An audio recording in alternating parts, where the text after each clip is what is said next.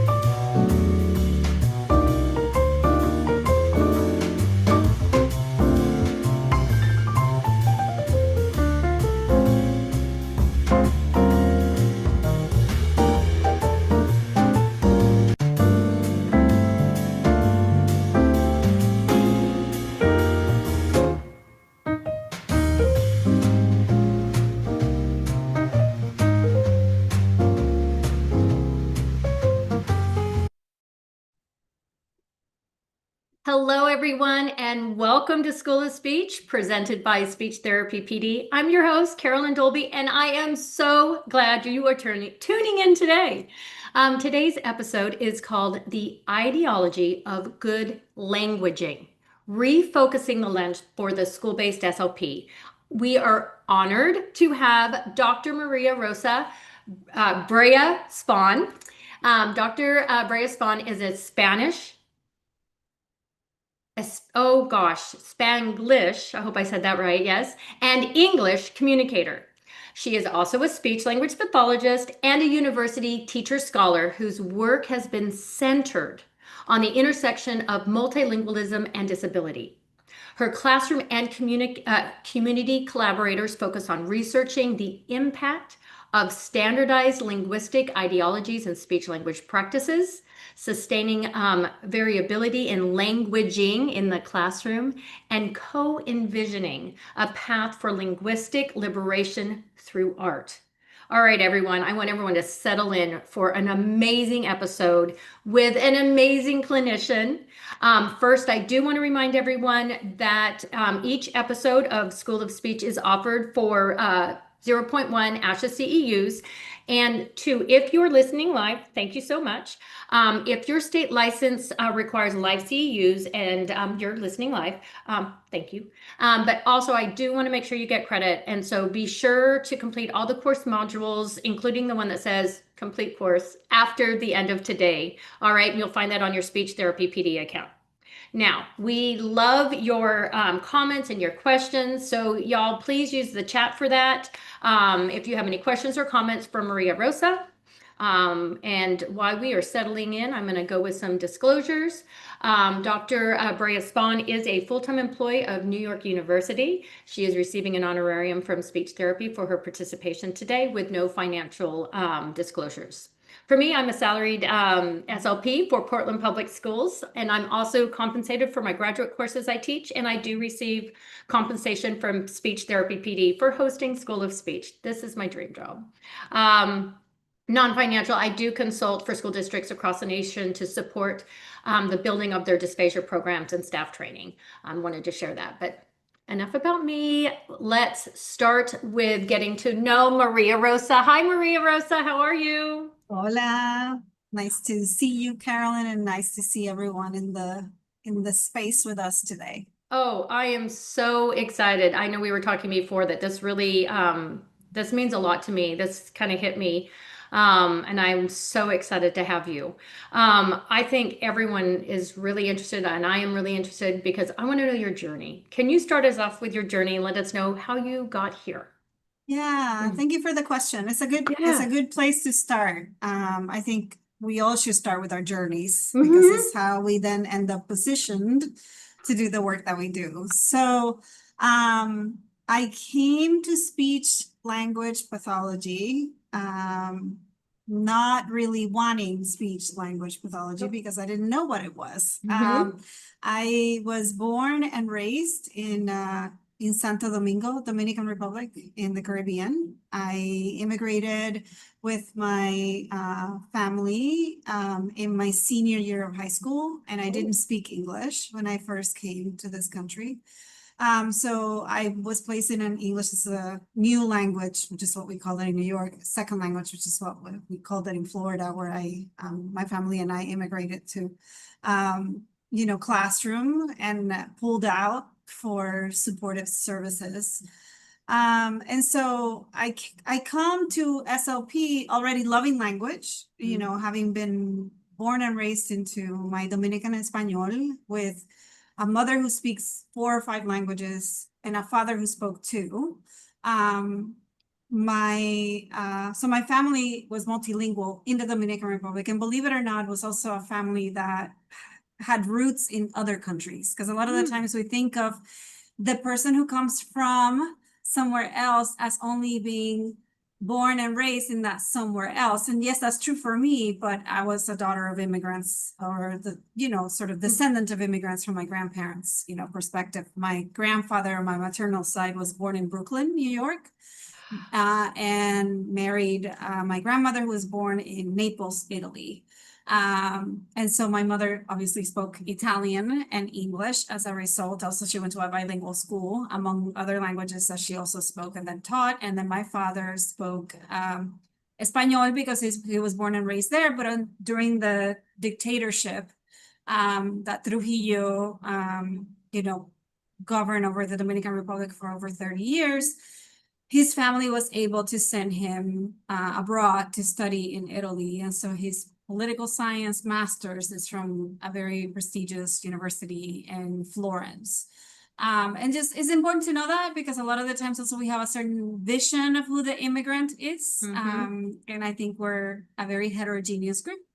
But that's not to say that once I came into the US, I didn't become the other, and also didn't experience what would be the beginning ripples of the work that I do now. Right. And so I personally have experienced what it's like being the other in terms of language, or being quote unquote different, as well as being treated that I'm not smart enough as a result of how I sounded or could not sound at the time. SLP doesn't come into my realm of awareness until my mother mentions it when I start my associate in arts at the community college, and I am forbidden by the college to take Spanish as my foreign language because I was too proficient in it, and there wasn't the choice at the time to take an exam to test out of it. And I was instead asked to choose a different language. And I knew I didn't like French because I had to try to learn it in the Dominican Republic, and it is not my language. Italian is a different thing. I do love Italian. I don't speak it, but I'm learning it with Duolingo now.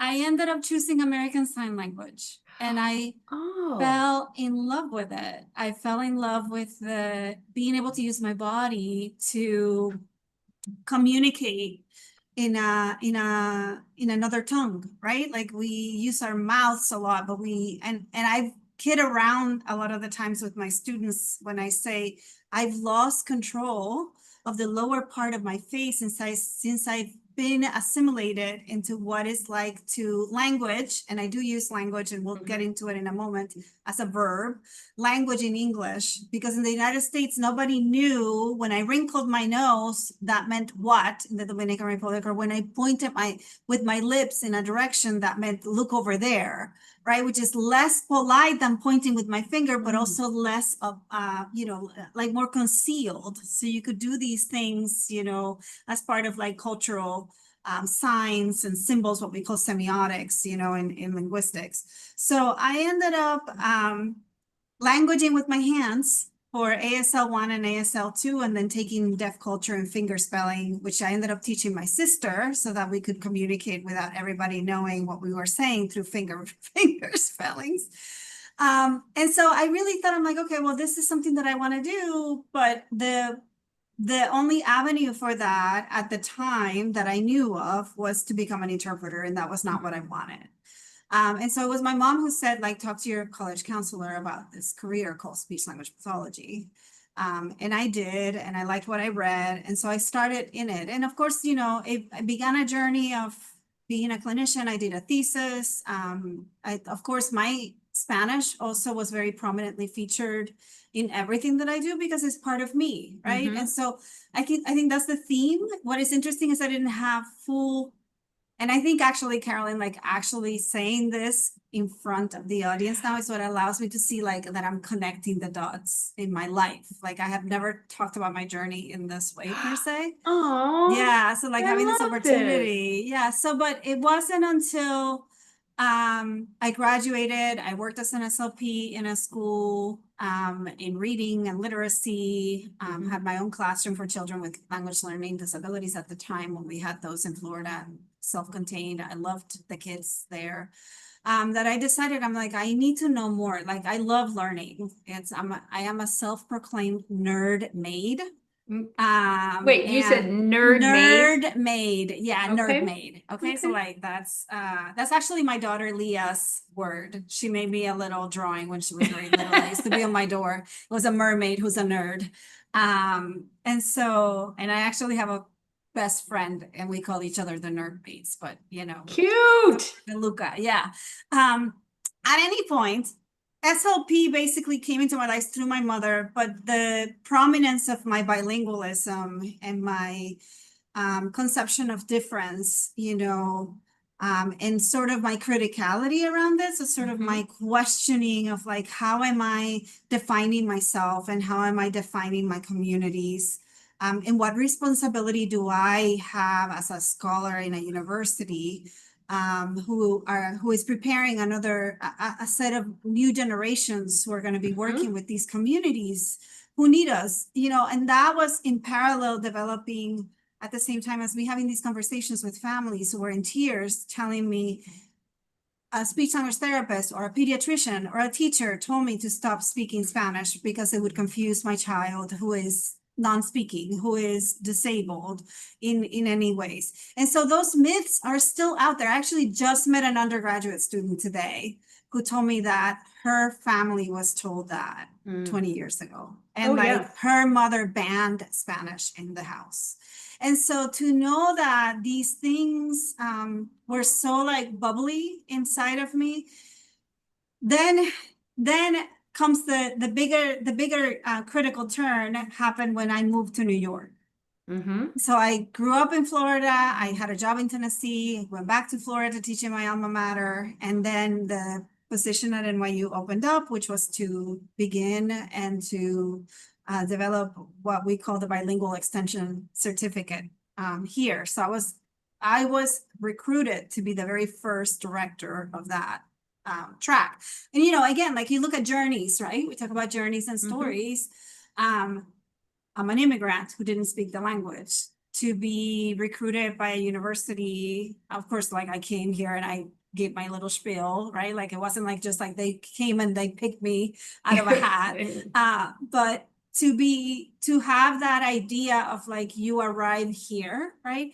And so there's a lot of fantasy that can go into that, sort of like we can romanticize the notion of like we have arrived, and as an immigrant, like we like to be the exception, or we let stories like to position us as the exceptions. But sometimes what is more interesting is like what happens once we get to a place like that, which is the complete unsettling of every belief that I had about bilingualism, in the sense that I was already in that route. Bilingualism for me was not so much about proficiency, but much more about what is the need for the languages that we have? What are the purposes for those languages that we use? How do we create purposes? And then what are the rituals in which we use them? Because that's what creates the motivation to maintain them, to reclaim them, to make them part of who we are, right? And again, all of that comes from my work with families too. It's not because I'm imagining things, but also from my own positionality as a bi-multilingual human being who's evolved. And so when I came to New York, I know it's a long story. I will tell you, like, love it. Spanish-speaking people, or at least I don't want to like generalize, but in my family we tell stories. My grandma would always tell me stories. My mom would always tell me stories at night, so before bedtime. It wasn't like reading books. So when I come to New York, which I have felt was as big a turning point in my life, like a threshold moment as it was coming to the United States, because it was so different from anything I had experienced before. And I didn't know a soul here, right? So, I mean, I came with my family, but still, like, I didn't know anybody. So I end up attending a lecture my very first semester by Professora Ofelia Garcia. That is a name that, you know, everybody should know in the field of speech language pathology. I'm actually going to put it in. Put it in the chat so we. Ofelia Garcia. Ofelia Garcia is an educational, I don't know how she positions it. She's in education linguistics. But she was, I'm going to call her this, even though I know she's not necessarily this, and she wouldn't necessarily claim that. She is like the mother of translanguaging, okay? Like the person who made translanguaging mainstream.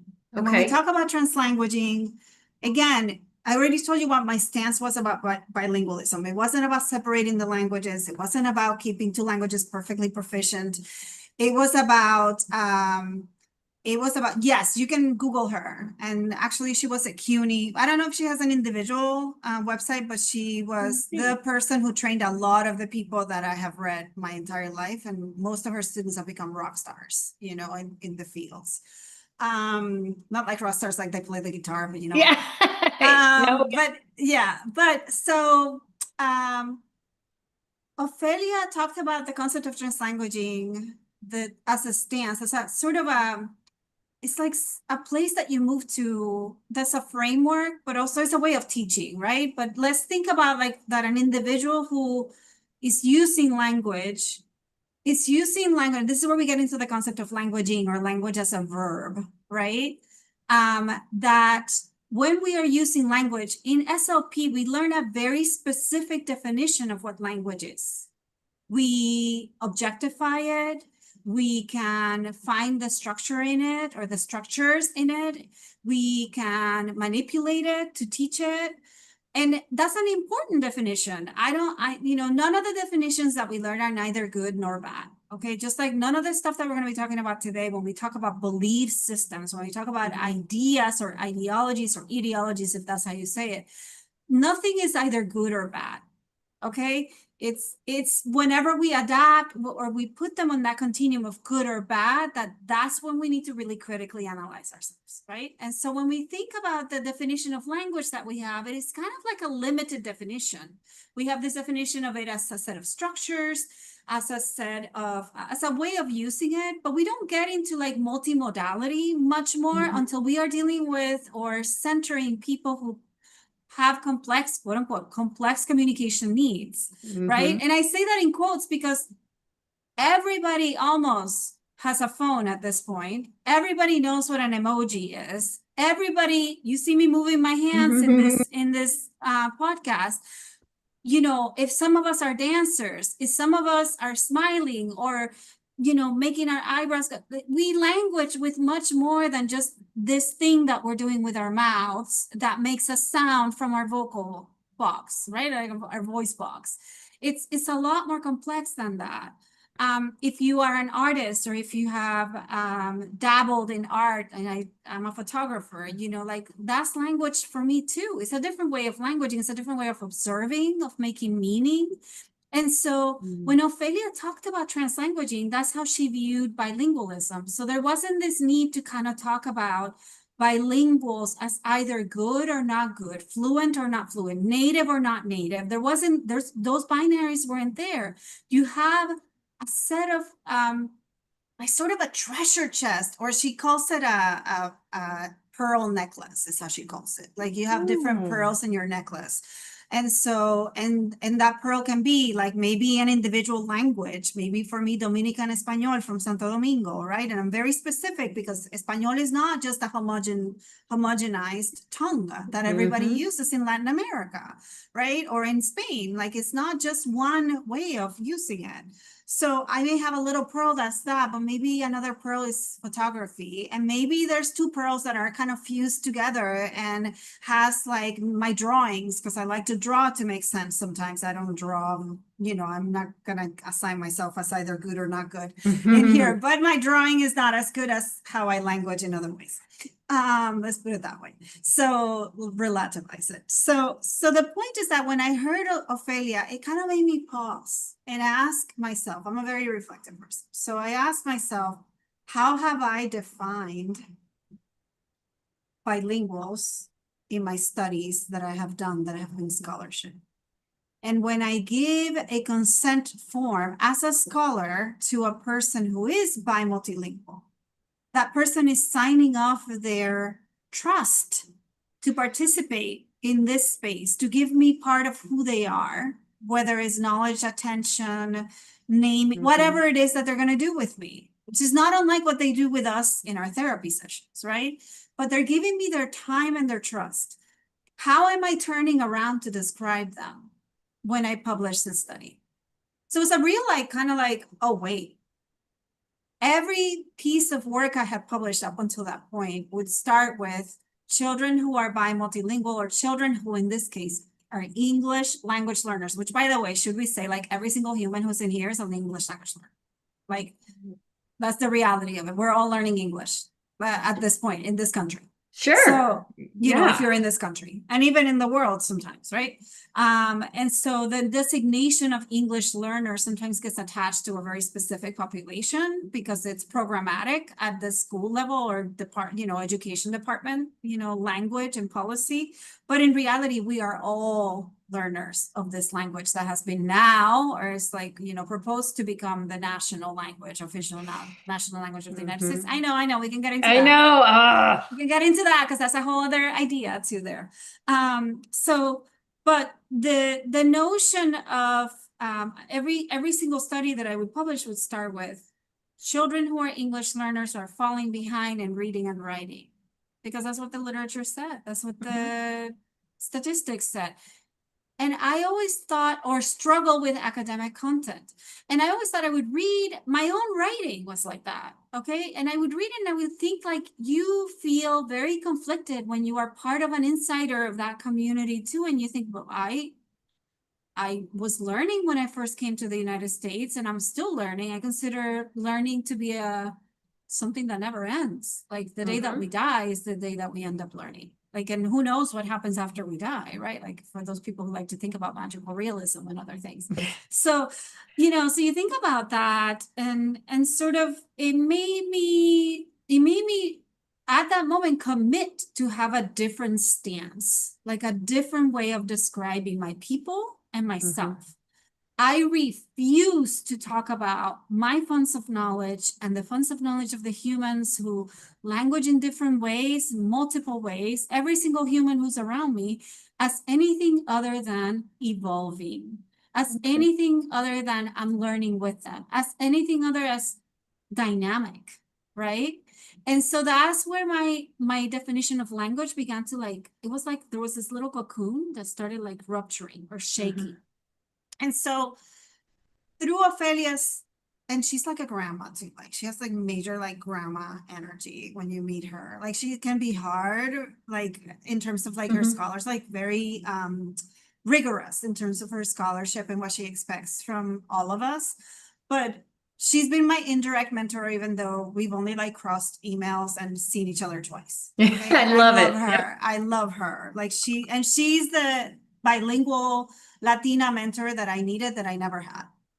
Right. And so look at how many years later I came to New York in 2017. I had been in the academy since 2009. And I had no role model who looked like me, who sounded like me, who had similar experiences to me.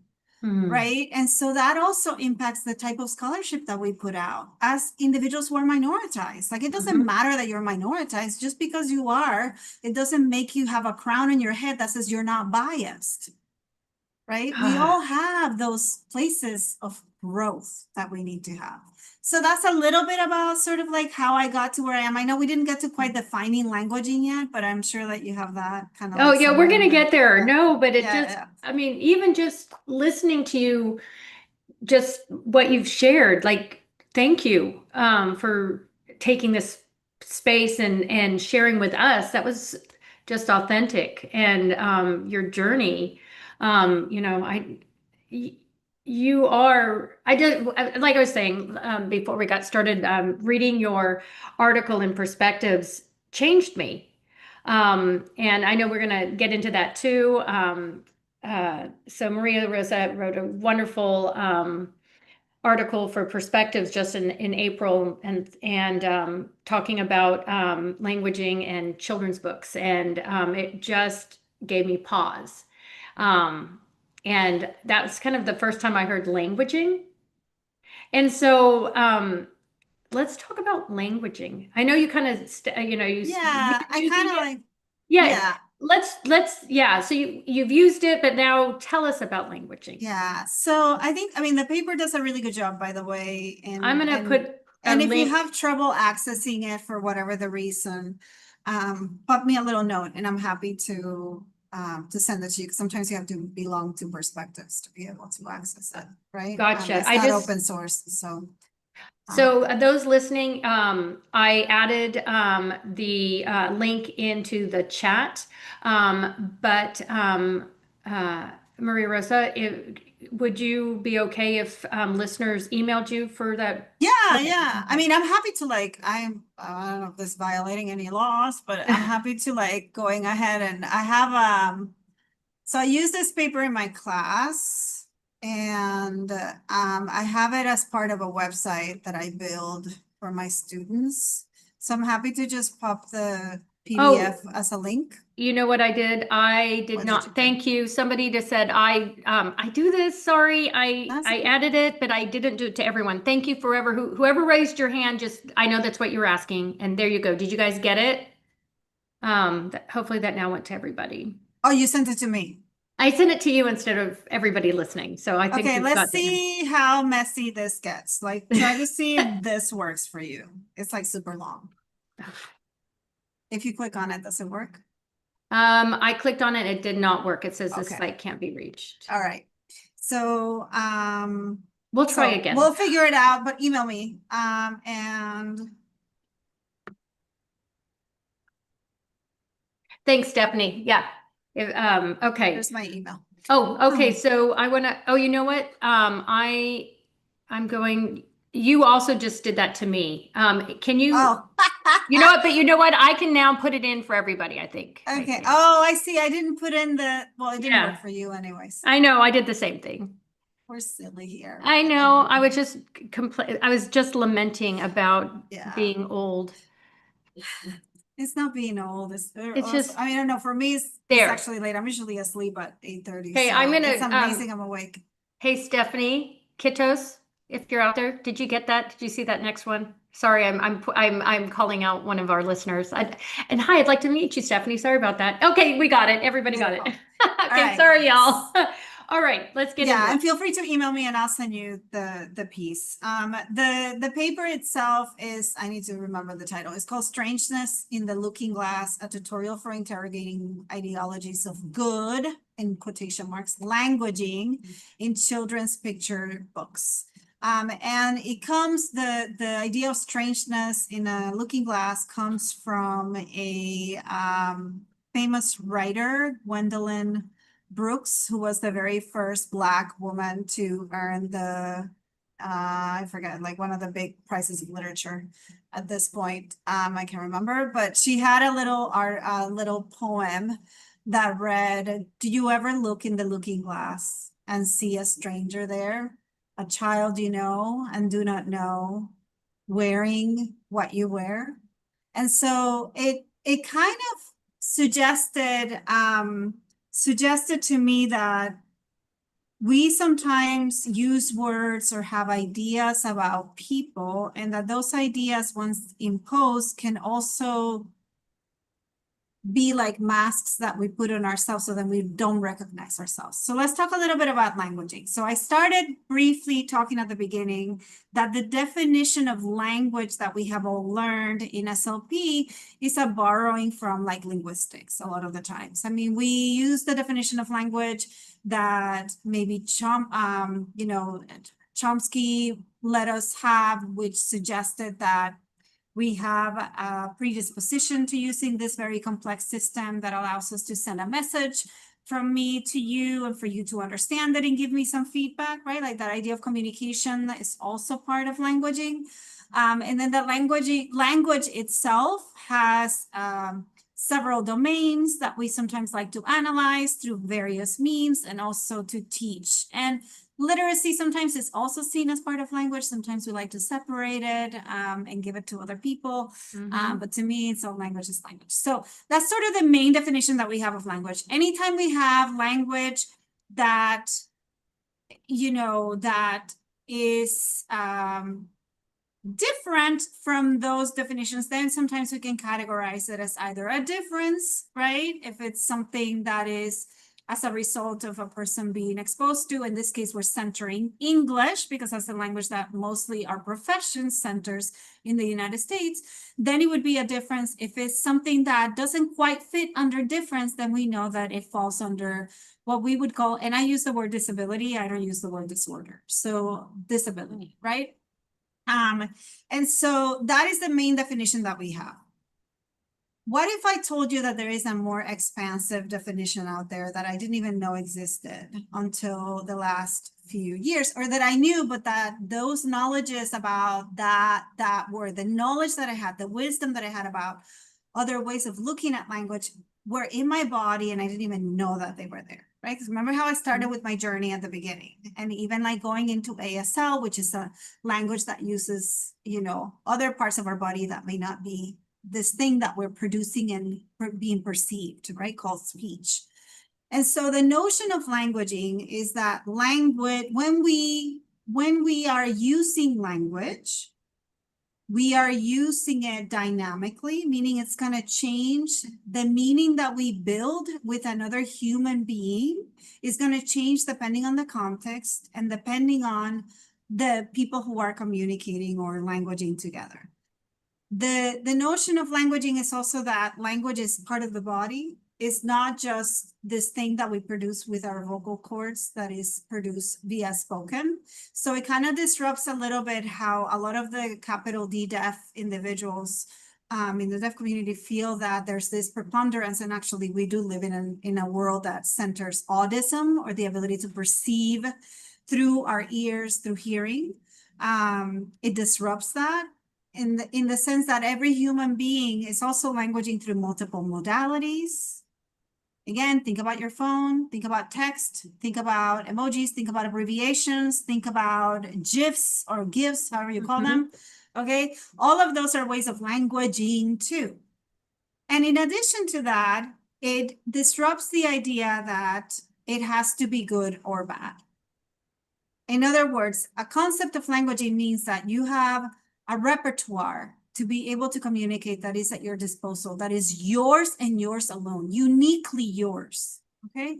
And so you bring that to every exchange that you may have, both with people, but also with a non-human world. And so you think about the book More Than Words, for example, that is one of the books that is analyzed in the article, that we analyzed in the article, that is about a non-speaking autistic boy. And I do use, you know, identity first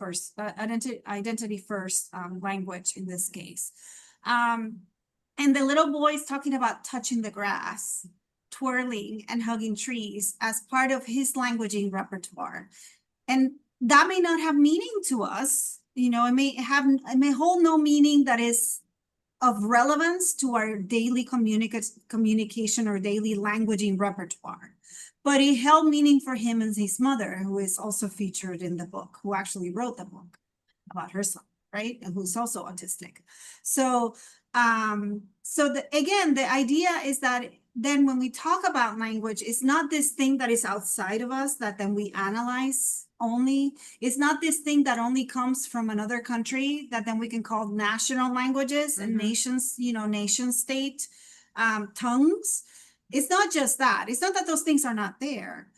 It doesn't have to be this idealized thing that is standardized. So it really disrupts the notion that there is a standardized language, which actually linguists have refuted for ages, and SLPs have not yet caught on with that. We're still using the word SAE. We're still using or standardized American English. We're still using the word mainstream American English. It's the same thing that linguists will tell you there is no such thing.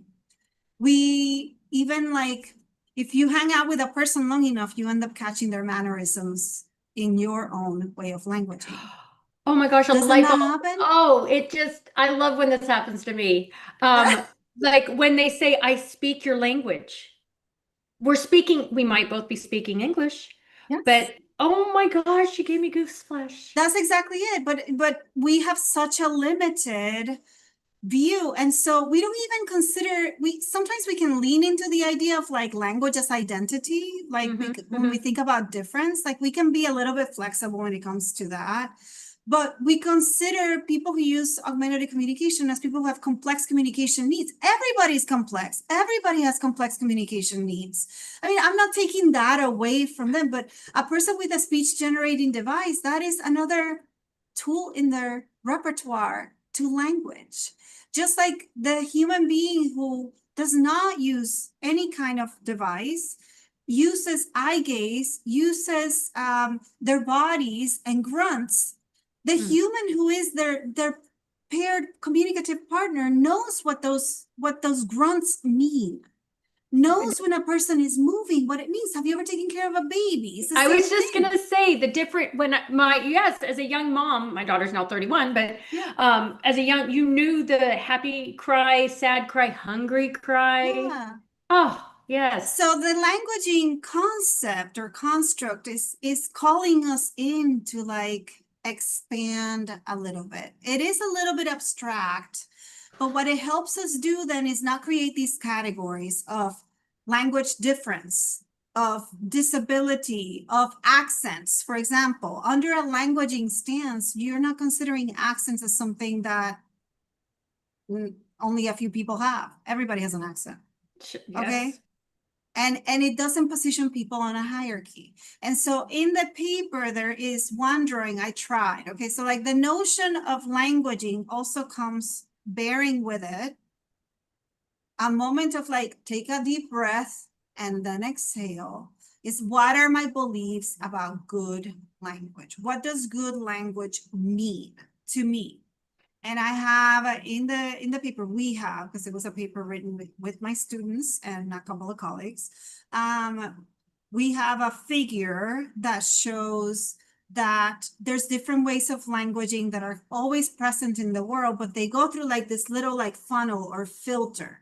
And that filter serves as to standardize. And we all have an idea of what the standardized communicator is what we're doing right now. And in our sense, like I will say, even in my case, I'm bringing it up because I'm talking academic, right?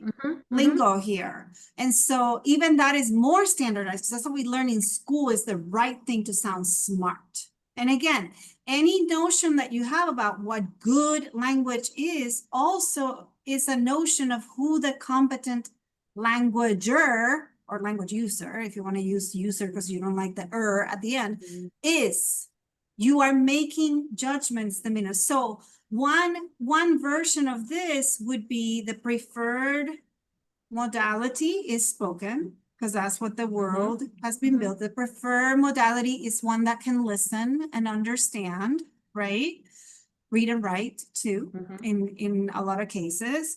And so that discards a whole bunch of other modalities and ways of languaging that are not considered then the dogma. That becomes the dogma. The dogma is like, this is what we're going to believe. And again, it by itself is not a bad thing.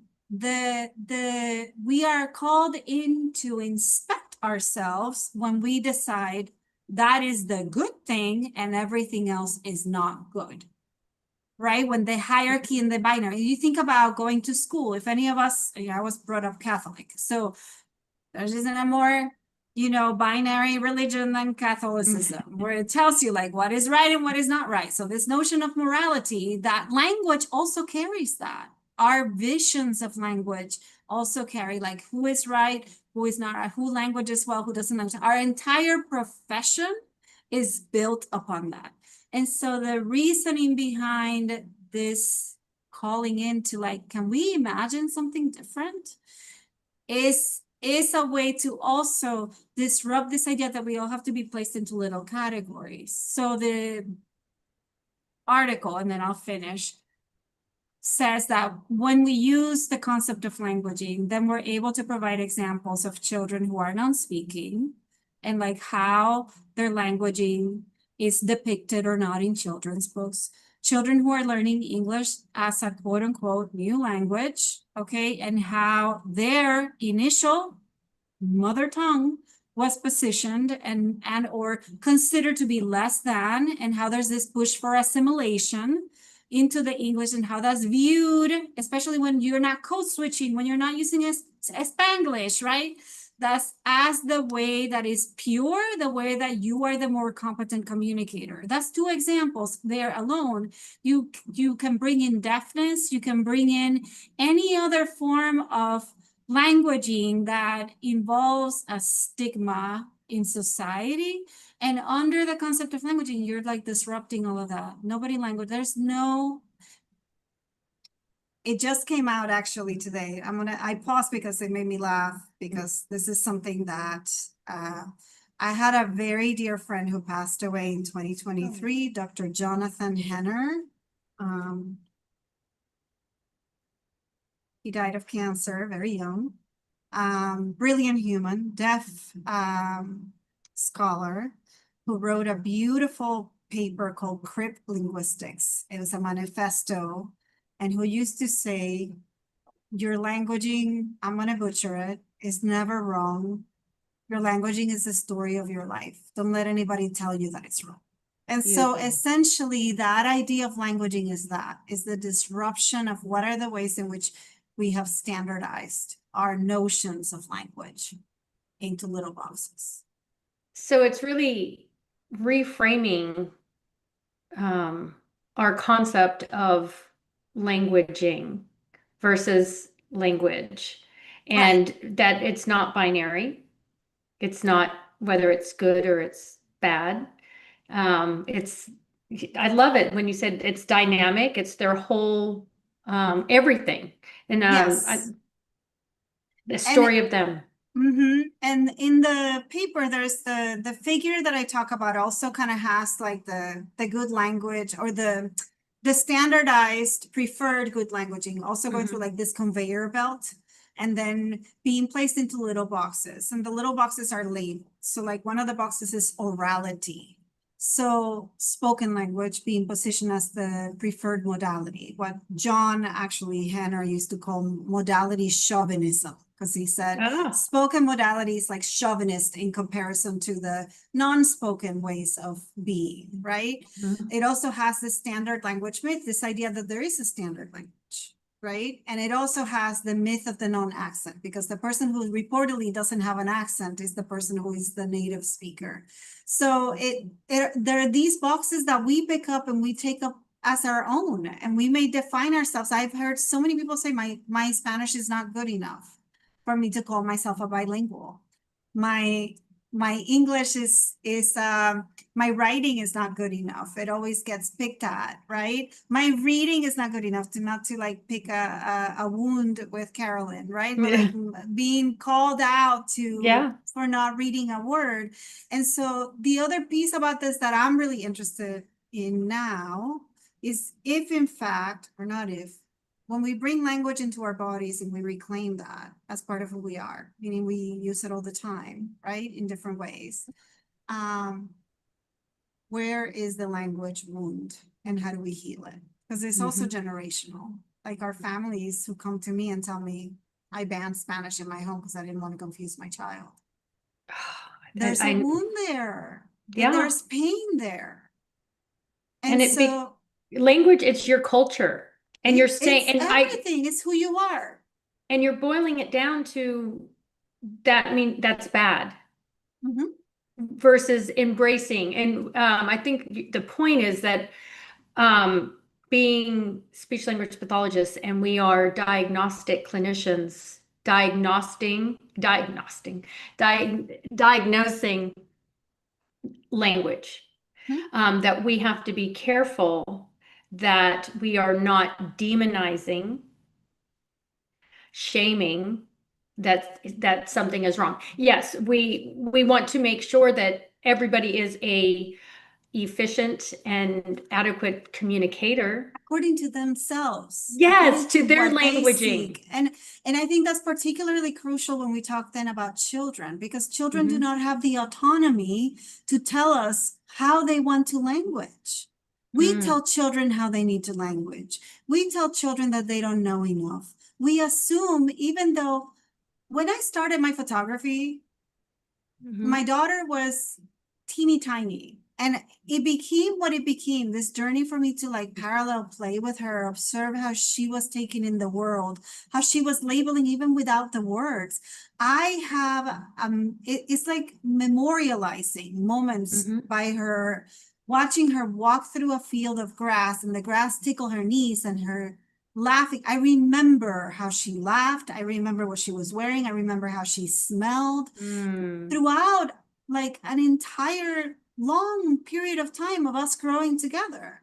And so if that is the case, and that's what language does for us too, if we take a language away from a person or a way of languaging from a person, and again, this is a child who is teaching me how to look at the world. Okay, what is the way in which we can become humble enough with the humans with whom we are partnering? Because it is a partnership. It's a co-learning space when we become therapists. It is not, pathology isn't our name. We have to contend with that. We're very honest about what we do, right? We pathologize. We identify what the pathologies are to cure them. We're rooted in the medical model, right? Yes. But in that space, like, how can we become humble to what the human next to us, regardless of age, it's like the child-led, person-led, right? Play-based, you know, how do we become playmates as opposed to like being the people who are like, no, we're going to do it this way because, and I get it. Like we have goals, we have insurances, it's not just idealizing. I know that there are those moments when you do have to follow quote unquote rules and establish hierarchies, but then Elfrida Garcia used to always say, where are the cracks in the system? And how do you work within the cracks? Right. How do we make it better? Yeah, well, they're always there. And really, I think what I'm hearing, I hope I'm hearing this right, is languaging is really what we're all striving for, which is child strengths. Yeah, well, it is our strengths too. Because like, how hard are you on the way that you language? Say that again? How hard are you on describing your own language? Oh, I'm a big critic. I know I always get embarrassed. I'm hosting a podcast and I stumble over my words. Yeah. I told you the story about what happened to me in fourth grade. I moved from Australia and I was reading out loud and I had an Australian accent and my teacher did not like it. And the word was there. I'll never forget it. Say it again, because she did not I was speaking English, but I wasn't speaking her English.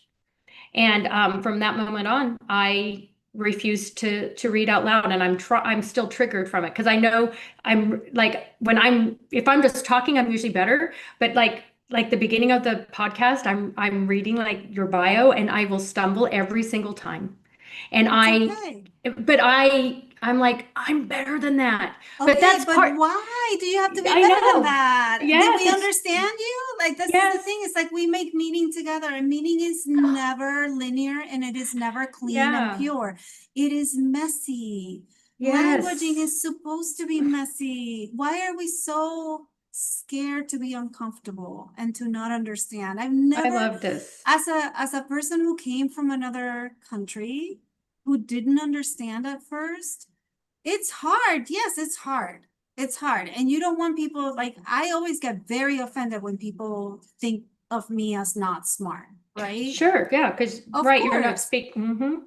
But there's something about the struggle of a shared moment and our being able to like arrive at the other side, whatever that other side may be, whatever the threshold is that we're crossing together, that is so magical when we can do it with patience and empathy and compassion.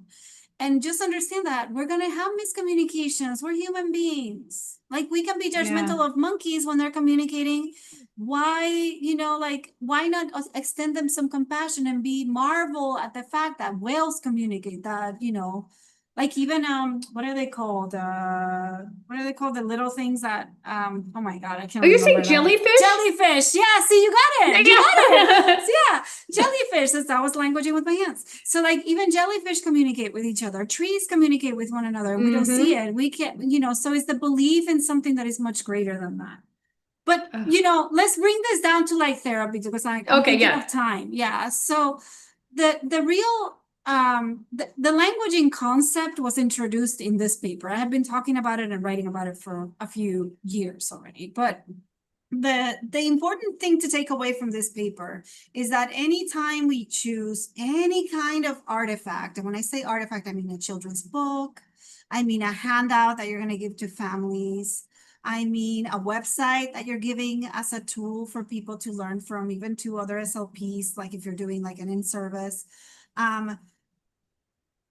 I invite you to come into it kind of like asking some questions about what is there. And there is a little tool that we included in the paper that has a number of what we call dimensions to ask, and sort of like things that we can ask about it, like the context.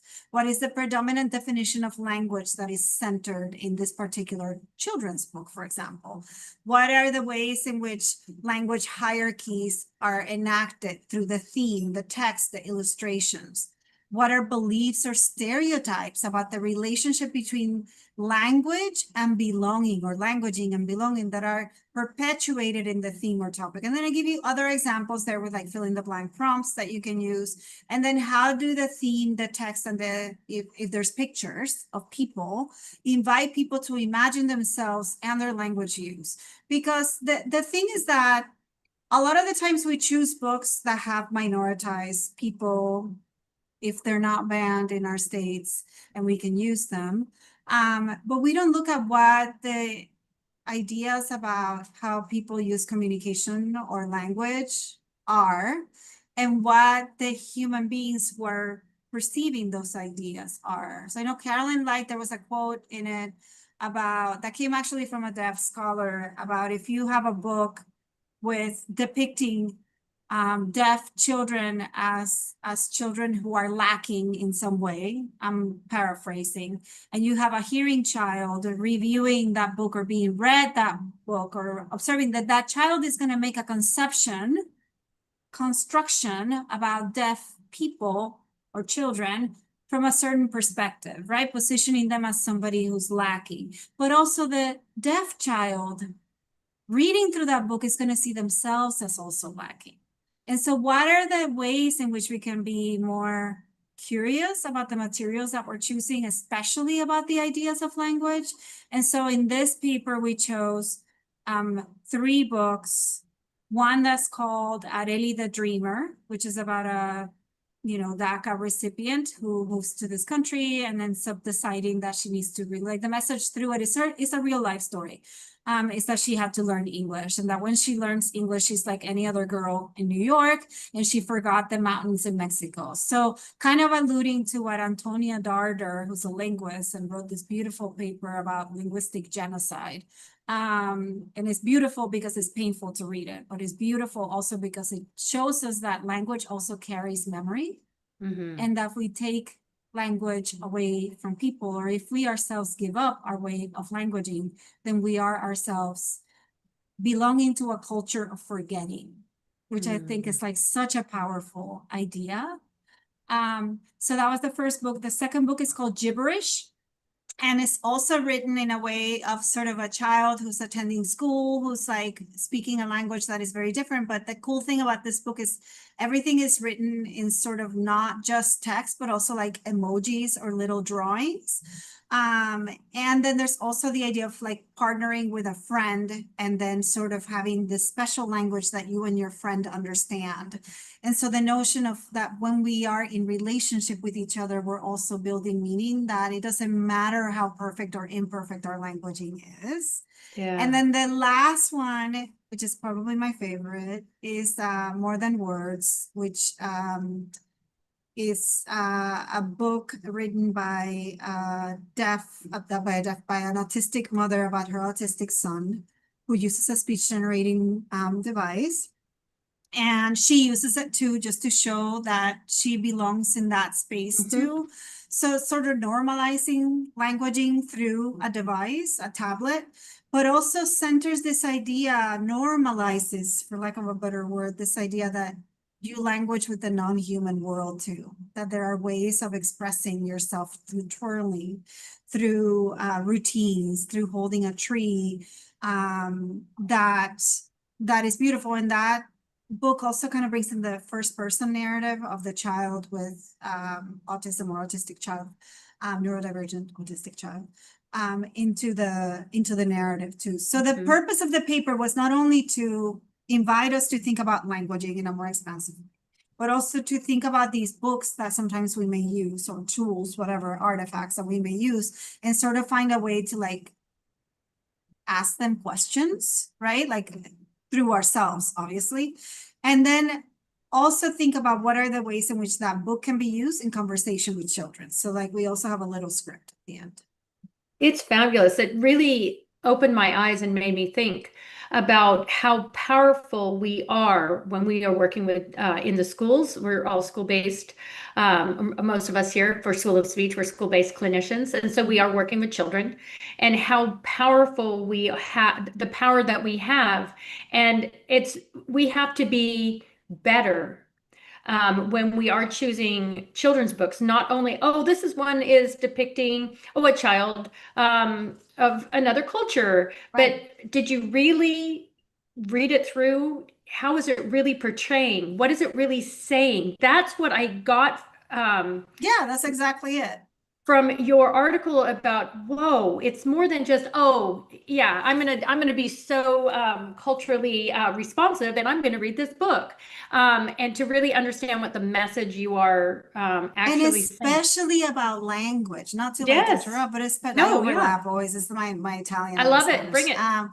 it. It's especially what is the message about language. Mhm. Like we think about if you give a handout to families about vocabulary, and in the handout about vocabulary, this goes back to the other paper that I wrote in 2023, but it says that by age whatever, children are supposed to have 60,000 words in their vocabulary. Okay.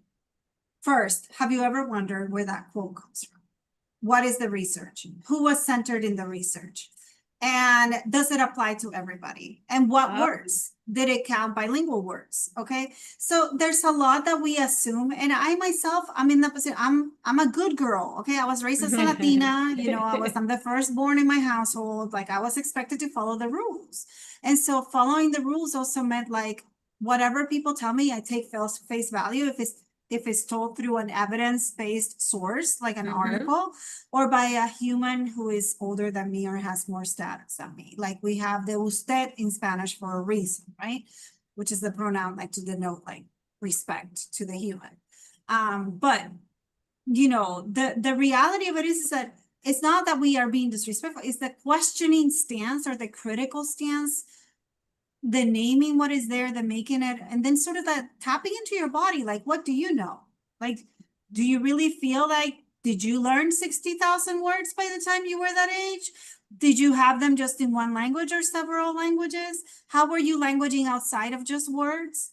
And like, what words counted and what words didn't count for you? Like, there's tons of wisdom in who we are and in our backgrounds too. And then what have we learned in classes? And then what are different ways of reframing, and what are other disciplines talking about when it comes to like, that's what I'm saying as far as like keeping the criticality going, which is crucial in this moment we are existing, where truths can be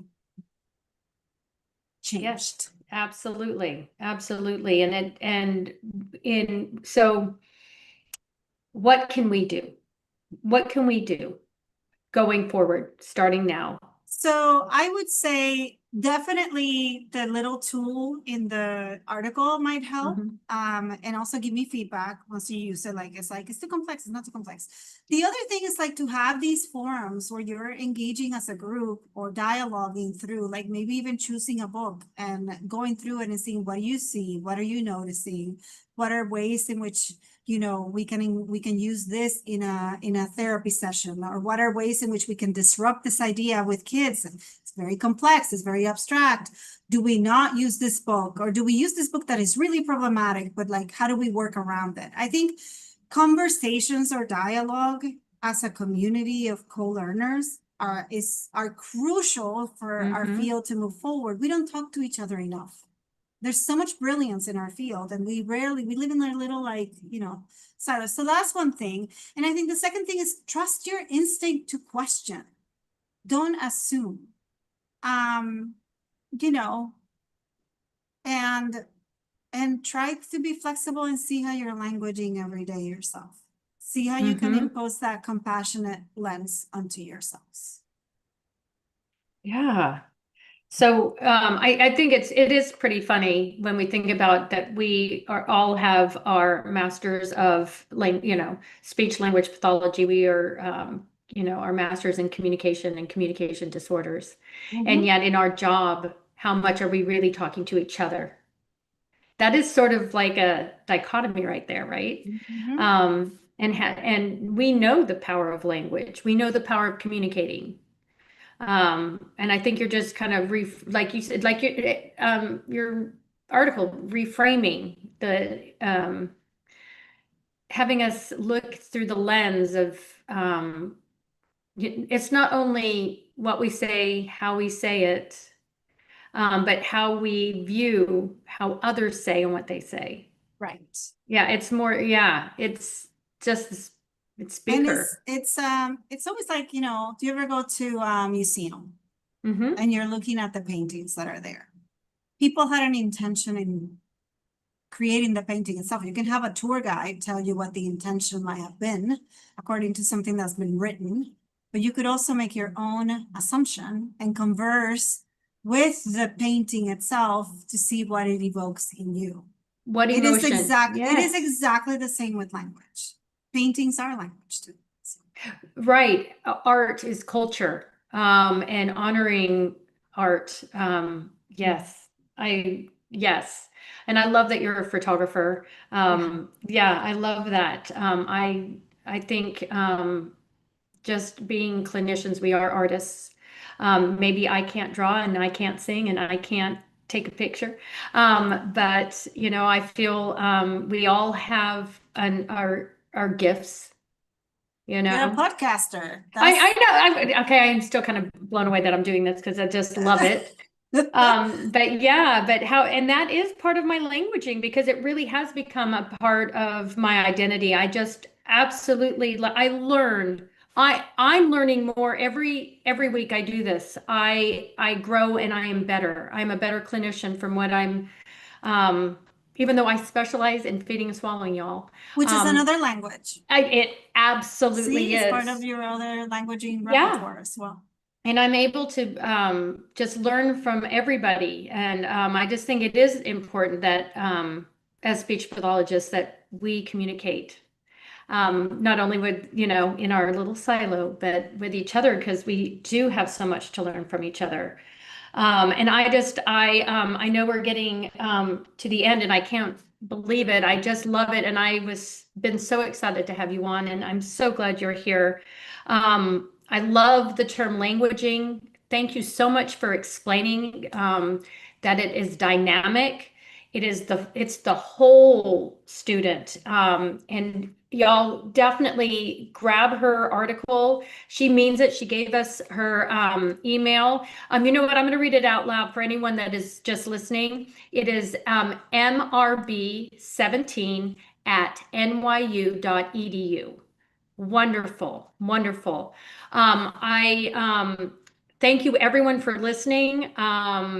Thank you, thank you. I know that I feel like we're better just from listening to you, knowing your journey. As we say, when we know better, we do better, and really thinking about before we just grab something and do something, make sure that its intent is what we intended, and to make sure that we are honoring everyone's languaging. Go out and language, everyone.